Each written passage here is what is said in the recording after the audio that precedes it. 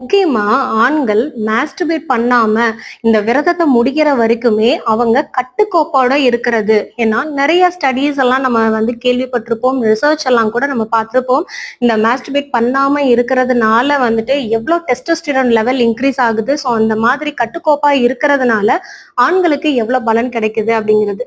வருஷத்துல ஒரு தடவையாவது இந்த மாதிரி கட்டுக்கோப்பான விரதங்களை இருந்து கடைபிடிச்சு ஐயப்ப சுவாமியை போய் பார்க்கணும் அப்படின்னு நிறைய பக்தர்கள் காத்துட்டு இருக்கிற இந்த டயத்துல, சபரிமலைக்கு போகக்கூடிய இந்த நேரத்துல இந்த பாட்டு வந்ததுதான் பெரிய சர்ச்சை.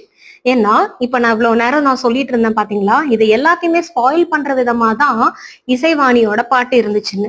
ரஞ்சித் நல்ல நல்ல கருத்துக்களை கொடுத்துட்டு இருந்தாரு. பாவம் இதுல இப்படி மாட்டிக்கிட்டாரு. ஃபர்ஸ்ட் எடுத்ததுமே மன்னிப்பு கேட்டாப்ல பின்னாடி வர லைன்ஸ் எல்லாம் கரெக்ட் ஆயிருமா? சாக கிடக்கிறவங்கள கூட பொழைக்க வைக்கிறது தான் இசையோட பவர் அப்படின்னு நம்ம சொல்லுவோம். ஆனா இந்த இசைவாணிக்கு இசை